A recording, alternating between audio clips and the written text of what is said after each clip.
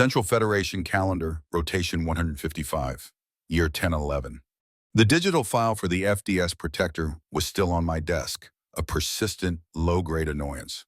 50 rotations, 50 cycles of silence since the pride of our fleet, our flagship, had simply vanished off the grid. The official report called it lost in unexplored space, a neat, tidy phrase to cover up the embarrassing truth. We had no idea what happened. For an entity as vast and powerful as the Federation, not knowing was a uniquely irritating sensation. It was a single, discordant note in the grand symphony of our dominance. My aide shimmered into existence at the edge of my desk, his holographic form crisp and professional. "General," he began, his tone carefully neutral, "we have an update regarding the Protector." I leaned back, steepling my fingers. Finally, a chance to close this tedious chapter. After 50 rotations, don't tell me they've found a piece of debris, Ensign. I'm not in the mood for trivialities. "No, General," the ensign said, and for the first time I detected a flicker of something in his voice. "Disbelief. We found a life pod, adrift in the Cerulean Nebula, 50 light-years off the Protector's last known course. It's broadcasting a single repeating Federation distress code." I sat up straight. "One pod? Occupants?" "One, sir," he confirmed. "Life signs are stable but erratic. The pod's registry is confirmed. It belongs to Commander Zorp, the Protector's first officer." The medical bay was pristine, white, and smelled of sterilized air. The low hum of life support systems was the only sound. And in the center of it all sat the man who was supposed to give us our answers. This was not the decorated first officer buster I had read about in the files. The man in that file was sharp, confident, the very picture of a Federation officer. The man sitting on the edge of the bio bed was a husk. His uniform, though cleaned, hung loosely on his frame. His gaze was fixed on the polished floor, but he wasn't seeing it. His eyes were focused on a point 1,000 light-years away and a lifetime ago. A medic gave me a slight shake of the head. "We've tried, General. He's physically unharmed, but he's non-responsive." I dismissed the medic with a wave and pulled a chair to sit directly in front of him. I kept my voice low, calm, authoritative. "Commander Zorp, I am General Valerius. You are safe. We need your report. Tell me what happened to the Protector." His eyes, for a brief second, met mine, and what I saw in them made the sterile air in the room feel suddenly cold. It wasn't relief. It wasn't recognition. It was pure, undiluted terror. His mouth opened, a dry, rasping sound escaped, but no words. He looked like a man staring into the maw of a predator he thought he had escaped, only to find it waiting for him in his own mind. I watched him struggle, his hands trembling, and a cold realization settled in. He couldn't speak. Not that he wouldn't, but that he couldn't. His mind had built a wall around the memory, too terrified to even form the words. And yet, amidst the ragged, shallow breaths, I could make out a single whispered syllable, repeated over and over again like a curse. The symbol. 4 rotations. 4 rotations of therapy, stabilization, and gentle probing before Commander Zorp was deemed fit for a formal debriefing. He sat across from me now, the ghost of the officer he once was. The vacant terror had been replaced by a tightly controlled fear, but it was still there, lurking just behind his eyes. "Start from the beginning, Commander," I said, my voice even. "The unidentified vessel." Zorp took a slow, deliberate breath. His voice, when it came, was a low, raspy whisper. "General," he began, his eyes fixed on the table between us. "It was supposed to be a routine day, a standard patrol. We detected a single vessel of an unknown configuration. It was small, ridiculously so. We hailed it on all Federation frequencies. Nothing. So the captain ordered us to proceed with standard protocol. Seize and investigate." He said the words with a newfound bitterness. "We fired our low-yield disabling cannons just as the manual dictates. Meant to cripple engines, not breach the hull. But when we opened fire..." He paused, his jaw tightening. He had to physically force the next words out. "It fired back. Its firepower. Sir, its firepower didn't belong on a ship that small. It was like we were trying to fight a sledgehammer with a dagger. Our own captain nearly called off the attack. But we were the FDS Protector. We persevered. Eventually, we disabled it and brought it aboard." His gaze finally lifted from the table to meet mine. "That was our fatal mistake. We brought it into the main cargo bay, he continued, the pace of his words quickening. The breaching team cut through their docking hatch and entered. I was on the bridge with the captain, watching their helmet cam feeds. At first, there was nothing, just dark, silent corridors. Then the feeds started cutting out, one by one. No screams, no weapons fire. A soldier would turn a corner, and their feed would just end, vanish. The rest of the team pushed forward, trying to find their lost comrades. That's when we saw one. For a split second, a figure stepped from the shadows into the beam of a soldier's headlamp. Zorp leaned forward, his hands gripping the edge of the table. It was bipedal, 2 arms, 2 legs, clad in some kind of black, functional armor. But the eyes? Sir, all of us, most known sapient species, our eyes are on the sides of our heads for awareness, for peripheral vision. But this thing, he shuddered, a deep primal tremor. Its eyes were set forward, pointing straight ahead, like every predator in the universe, designed for one purpose, to hunt. It stared directly into the soldier's camera, directly at me, on the bridge. And in that moment I knew. His voice dropped to a near inaudible whisper, filled with a horror so profound it chilled the room. I wasn't the hunter. I was the prey. My own breath caught in my throat as I listened. I motioned for Zorp to continue. Panic, Zorp said, his voice now a monotone as if detached from the memory. Chaos on the bridge. The captain was shouting orders, trying to get the remaining members of the breaching team to engage. But it was too late. The moment we saw its eyes, the hunt was already over. Then the unthinkable happened. The alien vessel's energy signature spiked wildly, uncontrollably. It was going to blow. Sir, it was inside our cargo bay. We thought it was a final, desperate act of spite. A suicide attack to take us with them. He let out a short, harsh laugh devoid of any humor. We were so wrong. It wasn't desperation, it was a plan. It was their gateway. Zorp closed his eyes as if picturing a scene he couldn't possibly have witnessed, but now understood with perfect, horrifying clarity. For a moment, his voice changed, taking on the clipped, professional cadence of a different crew on a different bridge. A sharp red alert flashes across a dark, minimalist bridge. Engines about to overload, an officer reports calmly. Hull won't hold. The captain doesn't even flinch. Good, Alpha Team, listen up. Use the shockwave as cover. Your mission, abortage. Leave nothing on that ship intact except their database. A voice, cold and sharp, responds over the comms. Understood, Captain. Time to expand the territory. Zorp's eyes snapped open, the haunted look returning. The explosion was devastating. It took out the cargo bay, communications, the FTL drive, and a good portion of the surrounding decks. We were crippled, adrift, and completely blind. And they were aboard. The next few cycles were a blur of damage control, Zorp continued, his voice dropping low again. We were fighting for our ship's life. We attributed the small oddities to a stressed crew and a damaged system. A plasma torch gone missing from engineering, a data rod disappearing from the science lab. Small things. Then life support began to malfunction. Deck by deck, it didn't shut down. It changed. The oxygen levels dropped to 21%. The helium in our standard breathing mix was slowly being replaced by nitrogen and a trace gas the sensors identified as argon. Every time our engineers reset the system to Federation standard, it would revert to these new alien parameters within hours. We thought it was a computer glitch until one of our crew collapsed. We realized the sensors were lying to us. The readout said optimal, but we could feel the difference. The air was becoming drier, heavier. It was then we found a corrupted audio log from a security relay on Deck 5, near one of the first system breaches. Once more his voice seemed to channel another's. A calm, satisfied voice speaking over a low hum. Commander, atmospheric filtration is calibrated. Welcome home. Zorp looked at me, his expression one of utter defeat. You see, General? They weren't just hiding in our ship. They were transforming it, building a nest.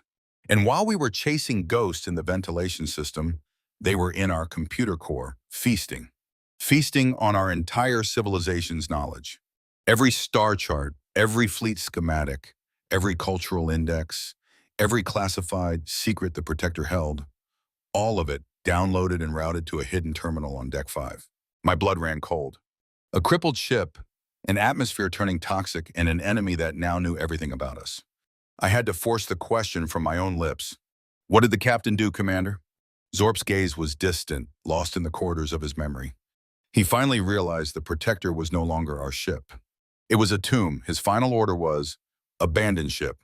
Get a warning out at any cost. We ran, he whispered, the words quickening with remembered panic. A desperate flight to the escape pod bay. But they knew. Of course they knew. They were waiting for us in the main corridor, an ambush laid with perfect tactical precision. The captain screamed for us to push through, to escape. He and the bridge crew gave their lives to buy us a few precious seconds. I was the last one.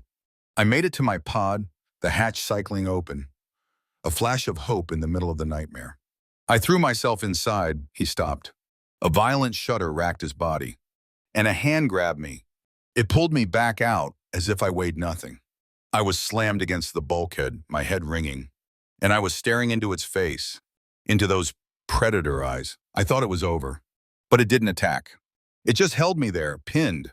Then it spoke. In my own native Zalarian tongue, Zorp's voice dropped, mimicking the cold, flat tone he must have heard. He was no longer just telling a story, he was delivering a prophecy. You, the single word hung in the air, a pronouncement of judgment. Your kind travels the stars, builds empires, and yet you haven't learned the most basic rule? The creature leaned closer, its voice a low, deathly whisper that seemed to cut through bone. Don't anger us? Then it shoved me, Zorp choked out, reliving the moment. It threw me toward the escape pod with contemptuous ease. Now go, officer, it said, the title dripping with scorn. Go tell your masters that we are coming, and enjoy being the only one left to tell this story. The creature paused, letting the silence stretch for an extra heartbeat of terror. Because there won't be a second time. Zorp slumped in his chair, the testimony seemingly draining the last of his strength. The hatch sealed, and I was ejected into space. It didn't spare me, General, he whispered, his eyes finally meeting mine, filled with a terrible understanding. It needed a messenger. It wanted us to know. It wanted us to be afraid while we waited for the end. The debriefing ended.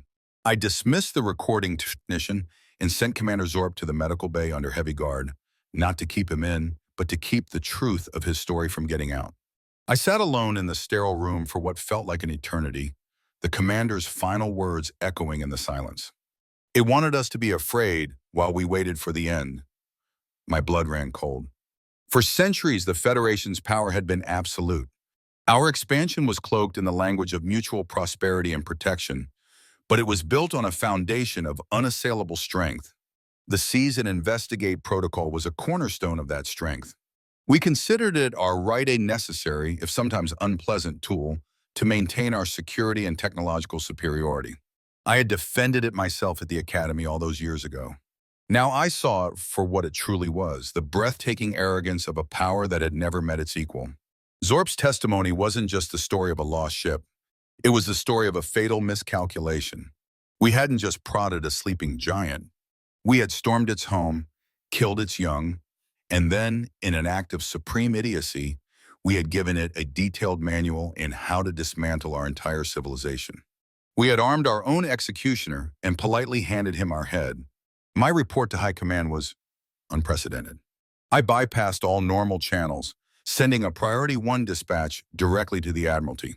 I recommended immediate, total mobilization, activate the reserves, retrofit every fleet vessel to wartime standards, halt all non-essential civilian production and convert it to military manufacturing. They believed me. The raw data from Zorp's debriefing was undeniable, but their response highlighted the true horror of our situation. They asked one simple question. General, where should we point the guns? And I had no answer. We knew everything about their capabilities, but nothing about their origin. They were a ghost, an unstoppable phantom that now knew every weakness, every vulnerability, every secret we possessed. We prepared for war blindly. My outpost became the linchpin of a new, hastily assembled defensive line. Fleets arrived, patrols were tripled, and the skies buzzed with a constant nervous energy.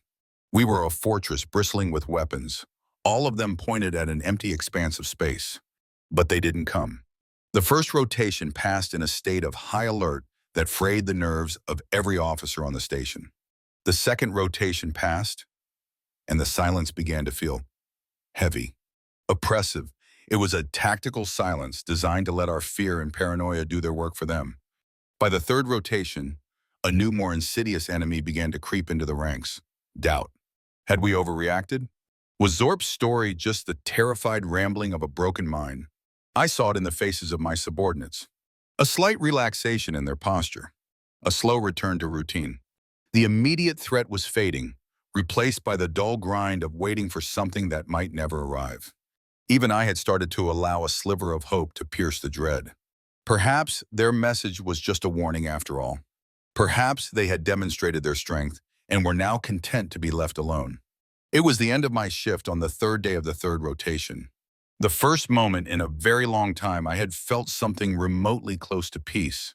I was about to hand command over to my second-in-command, looking forward to a few hours of restless sleep. That was when the first alarm sounded. The klaxon shrieked, tearing through the station's artificial calm like a physical blow.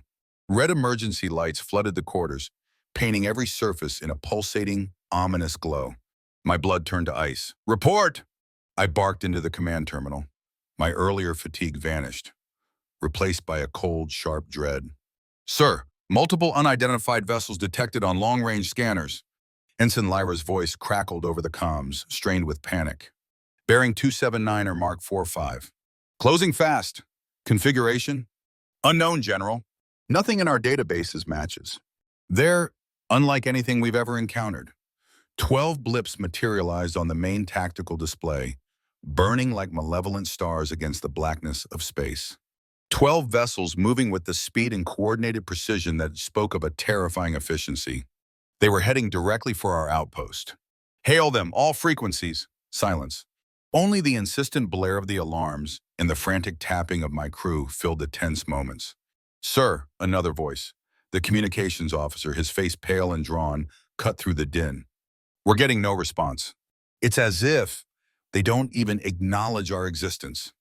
The distance to the unidentified fleet was closing at an alarming rate. Our automated defense systems locked on, targeting data flooding the tactical displays. Yet the sleek, dark shapes of the incoming vessels remained stubbornly unknown. Their technological signature was alien, defying all our established parameters. "Estimated time to interception?" I demanded, my voice tight. "At their current velocity, General, no more than a few hours," the tactical officer replied, his eyes wide with a mixture of fear and morbid fascination. Suddenly, a new alert flashed on the main screen. "Sir, communications blackout. We've lost contact with all outlying sensor platforms." "Jamming? Heavy jamming, sir.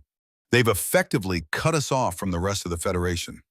A cold knot of dread tightened in my stomach.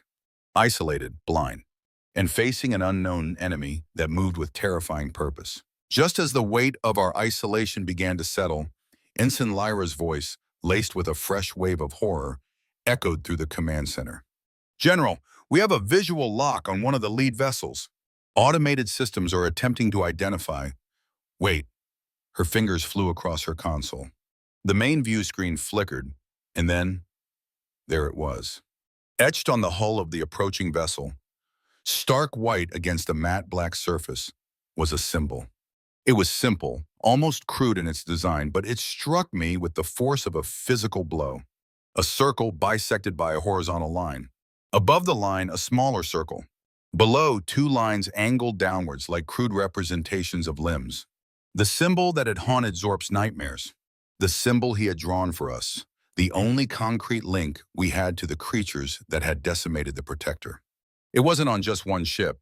As the view screen cycled through targeting data from our automated systems, the same chillingly simple emblem was visible on every single one of the 12 incoming vessels. I stared at the screen, the blood draining from my face. 50 rotations of unanswered questions, 3 rotations of fearful anticipation, and now the answer had arrived. Not as a trickle of information, but as a tidal wave of undeniable, terrifying reality. We didn't know their name. We didn't know their motives beyond Zorp's horrifying account. We didn't know the full extent of their power, but we knew their symbol. And in that moment, as those 12 silent, ominous shapes hurtled towards us, bearing that single, inescapable mark. I knew with a certainty that chilled me to the very core of my being, it had begun. I stood frozen, my feet rooted to the command deck. The frantic shouts of my crew, the blare of the klaxons, the flashing red lights, it all seemed to fade into a distant, muffled roar. The universe had shrunk to the size of the main view screen, and the only thing in it was that symbol. Zorp had called their eyes the eyes of a predator. He was wrong. The eyes were merely the instruments. This symbol, this was the predator's face.